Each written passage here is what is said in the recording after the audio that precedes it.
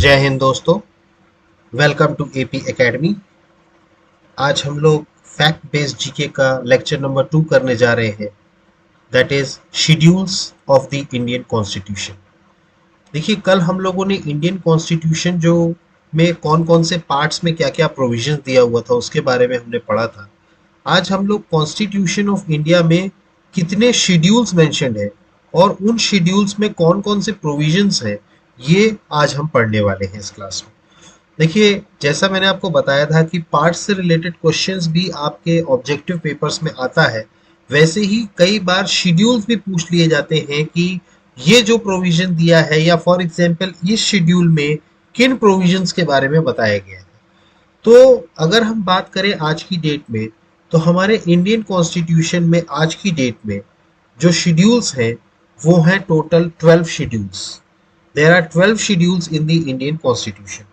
जिस टाइम पर हमारा कॉन्स्टिट्यूशन बना था उस टाइम पर उस कॉन्स्टिट्यूशन में जो शेड्यूल्स की नंबर्स थे वो 8 था। आज की डेट में वो 12 है।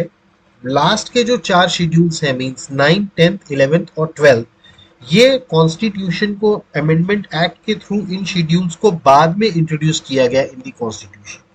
मतलब एट द टाइम जब कॉन्स्टिट्यूशन बना था तब ये शेड्यूल नहीं थे कॉन्स्टिट्यूशन का पार्ट, बट इनको बाद में अमेंडमेंट करके एक्ट्स को अमेंड करके इनको शेड्यूल में डाला गया। तो अब हम देखेंगे एक एक करके कि शेड्यूल नंबर 1 क्या है, 2 क्या है और उसके अंदर क्या प्रोविजंस है। So let's start with our schedules. तो सबसे पहले अगर हम बात करें तो हम सबसे पहले बात करें शेड्यूल नंबर 1 की। तो शेड्यूल नंबर 1 में जो चीज मेंशन्ड है वो बेसिकली सारे जो जितने भी हमारे स्टेट्स हैं उनके नाम और उनकी टेरिटोरियल जुरिस्डिक्शन प्रेजेंट है। मतलब जो उनका टेरिटोरियल एरिया है वो and the name of the states with their territorial jurisdiction, it is mentioned in schedule number 1। इसके अलावा हमारी जो यूनियन टेरिटरीज हैं और उनके जो एक्सटेंट हैं उनके बारे में भी कहाँ दिया हुआ है, शेड्यूल नंबर 1 में। क्लियर। और जो आर्टिकल्स कवर हैं इस शेड्यूल नंबर 1 में वो है article number 1 and article number 4। ये दो आर्टिकल्स इस शेड्यूल में हैं। मतलब आर्टिकल नंबर 1 एंड 4 के जो कंटेंट्स हैं वो कवर किए गए हैं इसमें। देखिए, हमारे जितने भी स्टेट्स हैं, जैसे आज की डेट में अगर देखा जाए तो वी आर हैविंग 28 स्टेट्स। आज की डेट में हमारे कितने स्टेट्स हैं, 28 स्टेट्स हैं और 8 यूनियन टेरिटरीज। क्लियर। तो ये आप देखेंगे कि आपको इंडियन कॉन्स्टिट्यूशन में अगर कोई पूछ ले कि भाई ये स्टेट्स के नाम कहाँ हैं, तो आपको कॉन्स्टिट्यूशन में आर्टिकल्स में कहीं नहीं मिलेगा। आपको शेड्यूल नंबर 1 में जाना होगा, वहां पर serial number wise alphabetical orders में स्टेट्स के नाम और उनका जो जुरिस्डिक्शन टेरिटोरियल एरिया है वो मेंशन किया हुआ है। Similarly name of the union territories. तो कभी भी कोई भी स्टेट का नया स्टेट बनता है या कोई यूनियन टेरिटरी चेंज होती है तो बेसिकली हमारे कॉन्स्टिट्यूशन में शेड्यूल नंबर 1 में चेंजेस होते हैं। क्लियर। तो शेड्यूल नंबर 1 में क्या दिया है, name of the states and their territorial jurisdictions. तो आपको याद रखना है कि स्टेट्स के और यूनियन टेरिटरीज के नाम कहाँ दिए हुए हैं, शेड्यूल नंबर 1 में। नेक्स्ट बात करें शेड्यूल नंबर 2 की। तो शेड्यूल नंबर 2 में बेसिकली जो हमारे गवर्नमेंट ऑफ इंडिया के जो ऑफिसेज हैं या जो गवर्नमेंट के जो ऑफिसेज होते हैं, मेन इंपॉर्टेंट ऑफिसेज, उनके एमोल्यूमेंट्स, अलाउंसेस और प्रिविलेजेस का प्रोविजन जो है वो शेड्यूल नंबर 2 में मेंशन है। मतलब schedule number 2 is relating the emoluments, allowances या प्रिविलेजेस जो मिलते हैं किनको किनको, हमारे प्रेसिडेंट ऑफ इंडिया, गवर्नर्स जो होते हैं स्टेट्स के, स्पीकर और deputy speaker of the Lok Sabha, chairman and the deputy chairman of the Rajya Sabha, speaker and the deputy speaker of the legislative assembly, जो स्टेट्स में लेजिस्लेटिव असेंबली होती है। इसके अलावा chairman and deputy chairman of the legislative council of the states, जो विधान परिषद होता है। फिर इसके अलावा सुप्रीम कोर्ट और हाई कोर्ट के जजेस का और कंट्रोलर एंड ऑडिटर जनरल। मतलब इनको जो भी एलोमेंट्स या अलाउंसेस या प्रिविलेजेस मिलते हैं उसका प्रोविजंस किससे रिलेटेड, कहाँ पे रिलेटेड है, it is mentioned in schedule number 2। और इसमें जो आर्टिकल्स कवर्ड हैं वो है 59, 65, 75, 97, 125, 148, 158, 164, 186 एंड 221। तो आपको ये याद रखना है शेड्यूल नंबर 2 में बेसिकली अलाउंसेस और प्रिविलेजेस दिए हुए हैं इन सारे ऑफिसर्स के, और वो ये आर्टिकल्स उसमें कवर्ड है। नेक्स्ट हम बात करें शेड्यूल नंबर 3 की। तो शेड्यूल नंबर 3 में जो ओथ होती है, मतलब देखिए जो शपथ दिलाई जाती है, जैसे प्रेसिडेंट को शपथ दिलाई जाती है, वाइस प्रेसिडेंट को शपथ दिलाई जाती है, या प्राइम मिनिस्टर को जो शपथ दिलाई जाती है, या जो जजेस को शपथ दिलाई जाती है, मेंबर ऑफ पार्लियामेंट्स को शपथ दिलाई जाती है, तो जो शपथ होती है उसी को हम इंग्लिश में ओथ कहते हैं, और एफर्मेशन। तो वो ओथ या एफर्मेशन इन ऑफिसेस का शेड्यूल नंबर 3 में दिया हुआ है कि इनकी जो ओथ होगी उसका प्रोसीजर क्या होगा। जैसे अगर हम बात करें यूनियन मिनिस्टर्स की, यूनियन मिनिस्टर्स मतलब प्राइम मिनिस्टर और उनकी काउंसिल। फिर इसके अलावा जो पार्लियामेंट का इलेक्शन लड़ते हैं वो कैंडिडेट्स को भी शपथ दिलाई जाती है। फिर इसके अलावा जो चुने जाते हैं मेंबर ऑफ पार्लियामेंट्स उनको भी शपथ दिलाई जाती है। जजेस of the supreme court, controller and auditor general of India, state ministers, state ministers मतलब स्टेट लेवल पे जो चीफ मिनिस्टर होते हैं और उनकी काउंसिल। इसके अलावा candidate for the election to the state legislature, member state legislature के, और जजेस हाई कोर्ट के। तो इनको जो शपथ दिलाई जाती है उसका प्रोसीजर कहाँ मेंशन्ड है, इन दी शेड्यूल नंबर 3। और इसमें कौन कौन से आर्टिकल्स कवर किए गए हैं, आर्टिकल 75, 84, 99, 124, 146, 173, 188 एंड 219। तो आपको ये याद रखना है कि कौन कौन से आर्टिकल्स इसमें कवर किए गए हैं। तो ये था हमारा शेड्यूल नंबर 3। नेक्स्ट अगर हम बात करें तो नेक्स्ट है हमारा शेड्यूल नंबर 4। अब देखिए शेड्यूल नंबर 4 में बेसिकली आप जानते हैं कि हमारा जो पार्लियामेंट है उसमें दो हाउसेज हैं, एक है लोकसभा और दूसरा है राज्यसभा। तो शेड्यूल नंबर 4 में बेसिकली हर स्टेट की राज्यसभा में, मतलब पार्लियामेंट के अपर हाउस में, हर स्टेट या यूनियन टेरिटरीज की कितनी सीट अलोकेट की गई हैं, ये शेड्यूल नंबर 4 में मेंशन। देखिए अलग अलग हमारे यहाँ जो राज्यसभा की भी जो सीट अलॉटमेंट किया गया है स्टेट्स में, वो पॉपुलेशन के आधार पर किया गया है, जैसा लोकसभा में है। मतलब जिस स्टेट्स की पॉपुलेशन ज्यादा होगी उनके ज्यादा नंबर ऑफ मेंबर्स होंगे, जिन स्टेट की पॉपुलेशन कम होगी उनके कम मेंबर्स होंगे।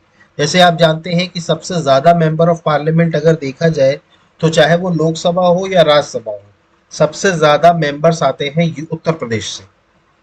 उत्तर प्रदेश से ही क्यों सबसे ज्यादा मेंबर्स आते हैं, क्योंकि वहां पर पॉपुलेशन सबसे ज्यादा है। तो इसीलिए जैसी पॉपुलेशन उस हिसाब से स्टेट्स को सीट्स अलॉट होती हैं, चाहे वो लोकसभा हो या राज्यसभा हो। सॉरी। तो जो राज्यसभा होती है उसमें किन किन स्टेट्स और यूनियन टेरिटरीज को कितनी कितनी सीटें अलॉट की गई हैं, ये पूरा एलोकेशन कहाँ दिया हुआ है, शेड्यूल नंबर 4 में। तो आपको याद रखना है शेड्यूल नंबर 4 में बेसिकली राज्यसभा की सीट्स अलोकेटेड दी हैं, और इसमें जो आर्टिकल्स कवर्ड है वो है 4 एंड 80। नेक्स्ट बात करें शेड्यूल नंबर 5 की। तो शेड्यूल नंबर 5 में जो प्रोविजन दिया है वो बेसिकली वो रिलेटेड है to the administration and control of scheduled areas and scheduled tribes. देखिए हर स्टेट में एक पर्टिकुलर शेड्यूल्ड एरिया होता है, मतलब एक पर्टिकुलर एरिया डिफाइन किया जाता है कि ये ट्राइबल पीपल्स के लिए होगा। तो वहां पर किस तरीके से एडमिनिस्ट्रेशन होता है या उसका कंट्रोल किस तरीके से होता है, ये सारे प्रोविजंस जो हैं वो कहाँ दिए हुए हैं, शेड्यूल नंबर 5 में। और इसमें जो आर्टिकल कवर किया गया है वो कवर किया गया है 244। नेक्स्ट बात करें अपन शेड्यूल नंबर 6 की। तो शेड्यूल नंबर 6 में भी जो प्रोविजन है वो भी एडमिनिस्ट्रेशन है ट्राइबल एरियाज का, बट वो सिर्फ 4 स्टेट्स के ट्राइबल एरियाज के बारे में मेंशन है, असम, मेघालय, त्रिपुरा एंड मिजोरम। ये आपको याद रखना है कि इसमें जो प्रोविजन दिया है ट्राइबल एरियाज के वो उन स्टेट्स का दिया है जैसे Assam, Meghalaya, Tripura and Mizoram. So it is mentioned in schedule number 6। इससे रिलेटेड जो आर्टिकल है वो है 204 एंड 275। नेक्स्ट बात करें शेड्यूल नंबर 7 की। तो जो हमारा शेड्यूल नंबर 7 है, जो हमारा शेड्यूल नंबर 7 है वो बेसिकली क्या बताता है, it shows the division of power between the union and the states. देखिए हम सब जानते हैं कि इंडिया इज अ फेडरेशन, मतलब हमारे यहाँ फेडरेशन का मतलब होता है कि there is a division of power between the central government and the state governments. तो ये जो पावर का डिवीजन है, तो उसकी लिस्ट जो मेंशन्ड है वो शेड्यूल नंबर 7 में मेंशन्ड है। मतलब कि जैसे लिस्ट का मतलब ये होता है, जैसे अब यूनियन लिस्ट की बात है, तो यूनियन लिस्ट जो है उसमें यहां पर 3 लिस्ट दी हुई है, union list, state list and concurrent list. Union list मतलब जिन वो वैसे सब्जेक्ट्स जिन पर कानून बनाने का अधिकार पार्लियामेंट का होता है, मतलब सेंट्रल गवर्नमेंट का अधिकार है, यूनियन लेजिस्लेचर का अधिकार है। स्टेट लिस्ट में वो सब्जेक्ट्स होते हैं जिन पर कानून बनाने का अधिकार स्टेट गवर्नमेंट्स का है। और कॉन्करेंट लिस्ट वो होता है जिसमें दोनों को अधिकार होता है, सेंटर को भी और स्टेट को भी, कि वो कानून बना सकता है। तो बेसिकली इस शेड्यूल में वो लिस्ट दी हुई है कि कौन कौन से सब्जेक्ट्स पे सेंट्रल गवर्नमेंट कानून बनाता है, कौन कौन से सब्जेक्ट्स पे स्टेट कानून बनाएगा, या कौन कौन से दोनों। क्योंकि बेसिकली हमारे इंडिया में जो कंसेप्ट है वो फेडरेशन का है, मतलब there is a division of power. ऐसा नहीं है कि सेंट्रल गवर्नमेंट के पास ही सारी पावर है, स्टेट गवर्नमेंट के पास भी अपनी पावर है। तो वो जो पावर की लिस्ट है कि भाई किन किन सब्जेक्ट्स में कौन कौन कॉन्स्टिट्यूशन, मतलब कौन कौन कानून बना सकता है, वो कहाँ मेंशन है इन दी शेड्यूल नंबर 7। अब इस लिस्ट में, यूनियन लिस्ट में आज की डेट में 98 सब्जेक्ट्स हैं। ओरिजिनली जब बना था तब 97 थे, उसके बाद एक सब्जेक्ट यूनियन लिस्ट में और ऐड किया गया। 98 सब्जेक्ट्स का मतलब ये है कि 98 ऐसे पैरामी सॉरी 98 ऐसे सब्जेक्ट्स हैं जिन पर यूनियन गवर्नमेंट कानून बना सकती है, यूनियन लेजिस्लेचर। फिर स्टेट लिस्ट में 59 सब्जेक्ट्स हैं, ओरिजिनली 66 थे, मतलब स्टेट लिस्ट से कुछ चीजों को कम किया गया। और जो कॉन्करेंट लिस्ट है उसमें 52 सब्जेक्ट्स हैं, ओरिजिनली कितने थे, 47। देखिए मैं एक वीडियो इस पे भी बनाऊंगा जिसमें यूनियन लिस्ट में कौन कौन से सब्जेक्ट्स हैं, स्टेट लिस्ट में कौन कौन से सब्जेक्ट्स हैं, और कॉन्करेंट लिस्ट में कौन कौन से सब्जेक्ट्स हैं, इसके बारे में मैं आपको बताऊंगा, क्योंकि ये आपको पता होना चाहिए। नेक्स्ट अगर हम बात करें, इसमें जो आर्टिकल्स कवर्ड है वो है 246। नेक्स्ट बात करें शेड्यूल नंबर 8 की, तो शेड्यूल नंबर 8 में बेसिकली हमारे कॉन्स्टिट्यूशन में कौन कौन सी लैंग्वेजेस को रिकॉग्नाइज किया गया है, ये शेड्यूल नंबर 8 में मेंशन है। ओरिजिनली जब हमारा कॉन्स्टिट्यूशन बना था तब 14 लैंग्वेजेस हमारे कॉन्स्टिट्यूशन में मेंशन थी, और लेकिन आज की डेट में अगर देखा जाए तो 22 लैंग्वेजेस हैं जो कि कॉन्स्टिट्यूशन ने रिकॉग्नाइज की है। इनमें कौन कौन सी लैंग्वेजेस हैं, एसमीज है, बंगाली है, बोडो है, डोगरी है जिसको डोंगरी भी बोलते हैं, गुजराती, हिंदी, कन्नड़, कश्मीरी, कोंकणी, मैथिली, मलयालम, मणिपुर, मराठी, नेपाली, उड़िया, पंजाबी, संस्कृत, संथली, सिंधी, तमिल, तेलुगु एंड उर्दू। तो ये 22 लैंग्वेजेस हैं जो हमारे कॉन्स्टिट्यूशन ने रिकॉग्नाइज की है, जिसमें से मैंने आपको बताया कि जब ओरिजिनली जब बना कॉन्स्टिट्यूशन उस टाइम पर 14 लैंग्वेजेस थी, अब उसको बढ़ा बढ़ा के 22 कर दिया गया। तो बेसिकली अगर कॉन्स्टिट्यूशन में किसी चीज का चेंज होता है तो उसको चेंज करने के लिए आपको कॉन्स्टिट्यूशनल अमेंडमेंट बिल लाना पड़ता है, जिसके पास होने के बाद अमेंडमेंट एक्ट बनता है। तो बेसिकली यहाँ पर जो सिंधी लैंग्वेज है, इसको ओरिजिनल कॉन्स्टिट्यूशन में ये नहीं थी, इसको बाद में 21st अमेंडमेंट एक्ट ऑफ 1967 के थ्रू ऐड किया गया। फिर इसके बाद Konkani, Manipuri and Nepali, in 3 languages को 71st अमेंडमेंट एक्ट 1971 के थ्रू ऐड किया गया। और जो लेटेस्ट ऐड किया गया वो किया गया बोडो, डोंगरी, मैथिली और संथली को 92nd अमेंडमेंट एक्ट ऑफ 2003। ओरिया का नाम चेंज करके उड़िया किया गया by the 96th amendment act of 2011। मतलब पहले वो लैंग्वेज का नाम उड़िया था, बाद में उसको चेंज करके उड़िया किया गया। क्लियर? तो ये 96th अमेंडमेंट एक्ट 2011 के तहत किया गया।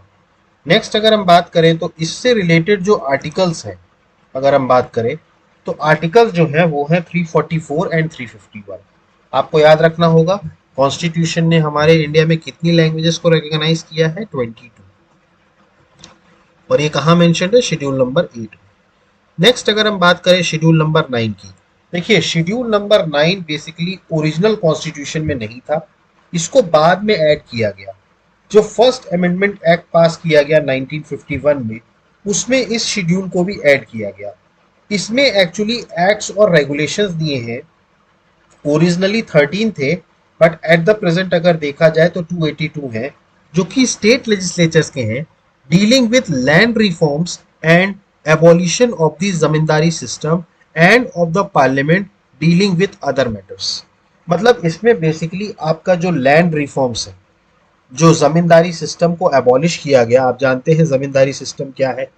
जमींदारी सिस्टम को एबॉलिशन जो किया गया, वो जो उसके रिलेटेड एक्ट्स हैं या उससे रिलेटेड जो भी रेगुलेशंस हैं, वो कहाँ मेंशन किए गए, इन शेड्यूल नंबर 9। इस शेड्यूल को फर्स्ट अमेंडमेंट एक्ट 1951 के तहत ऐड किया गया, ताकि इसमें जो लॉ बने हैं उनको इंक्लूड किया जा सके from judicial scrutiny on the grounds of violation of the fundamental rights. लेकिन 2007 में सुप्रीम कोर्ट ने ये रूलिंग कर दी that the law included in this schedule are now open to judicial review। तो ये जुडिशियल रिव्यू के लिए ओपन कर दिया गया।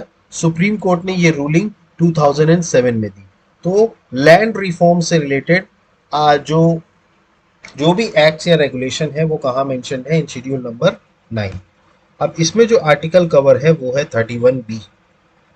नेक्स्ट अगर हम बात करें शेड्यूल नंबर 10 की, तो शेड्यूल नंबर 10 में बेसिकली पार्लियामेंट और स्टेट लेजिस्लेचर में जो मेंबर्स होते हैं उनके disqualification on the ground of defection, मतलब एंटी डिफेक्शन लॉ जो है वो शेड्यूल नंबर 10 में मेंशन है, जिसके जरिए किसी भी मेंबर को, पार्लियामेंट को या स्टेट लेजिस्लेचर का मेंबर हो, उसको एंटी डिफेक्शन लॉ के तहत डिस्क्वालीफाई करने के जो प्रोविजंस है वो कहाँ मेंशन्ड है, शेड्यूल नंबर 10 में। इस शेड्यूल को भी 52nd अमेंडमेंट एक्ट से ऐड किया गया 1985 में। देखिए, आप जानते हैं एंटी डिफेक्शन लॉ क्या होता है। देखिए, हर मेंबर जो भी पार्लियामेंट के लिए चुना जाए या स्टेट लेजिस्लेचर के लिए चुना जाए, वो किसी न किसी पॉलिटिकल पार्टी को बिलोंग करता है।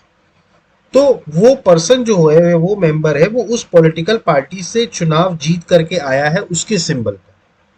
अब अनफॉर्चुनेटली कभी वो मेंबर अगर अपनी पार्टी के डायरेक्शंस को वायलेट करता है, तो उस टाइम पर उस मेंबर पर एंटी डिफेक्शन लॉ लगता है। तो उसके जरिए उसकी मेंबरशिप को डिस्क्वालीफाई किया जाता है। इसके बहुत सारे एग्जांपल्स आपके पास लाइव उसमें हैं। हाल ही में अभी बहुत सारी चीज़ों में, बहुत सी जगहों पर मेंबर्स ने दूसरी पॉलिटिकल पार्टी ज्वाइन करी, जिसके कारण उनकी मेंबरशिप गई, फिर उनको री इलेक्शंस में जाना पड़ा। तो ये पूरा प्रोसीजर जो है, प्रोविजन जो है, ये मेंशन है इन द शेड्यूल नंबर 10, और इसको 52nd अमेंडमेंट एक्ट 1985 के तहत पास किया गया। इसमें जो आर्टिकल्स कवर्ड हैं वो है 102 एंड 191। नेक्स्ट बात करें शेड्यूल नंबर 11 की, तो शेड्यूल नंबर 11 में बेसिकली जो पंचायत से रिलेटेड पावर्स हैं, अथॉरिटी और रिस्पॉन्सिबिलिटीज जो हैं, उसको स्पेसिफाई किया गया है। इस शेड्यूल में टोटल 29 मैटर्स हैं, और इस शेड्यूल को ऐड किया गया by the 73rd amendment act of 1992 के तहत। शेड्यूल नंबर 11 में बेसिकली जो पंचायत है हमारा, उसकी पावर, अथॉरिटी और रिस्पॉन्सिबिलिटी के बारे में बताता है। इसमें जो आर्टिकल कवर है वो है 243G। आपको आर्टिकल याद रखना है, 243G। लास्ट शेड्यूल की अगर हम बात करें तो शेड्यूल नंबर 12, ये पावर, अथॉरिटीज या रिस्पॉन्सिबिलिटी स्पेसिफाई किसकी करता है, म्यूनिसिपैलिटीज। देखिए, इससे पहले वाला जो था वो पंचायत से रिलेटेड था, और शेड्यूल नंबर 12 जो है वो म्यूनिसिपैलिटीज से रिलेटेड है। इसमें टोटल 18 मैटर्स हैं, और इस शेड्यूल को भी ऐड किया गया by the 74th amendment act of 1992, और इसमें जो आर्टिकल कवर है वो है 243W। तो यहाँ पर आकर के हमारा सारे शेड्यूल्स खत्म होते हैं। ये 12 शेड्यूल्स आपको याद रखना है। इसके प्रोविजंस आपको याद रखने बहुत ज़रूरी है, क्योंकि एग्जाम्स में डायरेक्ट क्वेश्चन पूछ लिया जाता है कि ये प्रोविजन किस शेड्यूल में इंडियन कॉन्स्टिट्यूशन के मेंशन है। तो गाइज, थैंक यू, और आई होप कि आपको हमारा लेक्चर पसंद आ रहा होगा। अगर आपको पसंद आ रहा है तो प्लीज़ चैनल को लाइक कीजिए, सब्सक्राइब कीजिए और मैक्सिमम से मैक्सिमम शेयर कीजिए। फैक्ट बेस्ड जीके में मैं आपको फिर नए लेक्चर लेकर के आऊँगा और भी इम्पोर्टेंट फैक्ट्स बताऊँगा। So guys thank you, have a good day, जय हिंद, नमस्कार।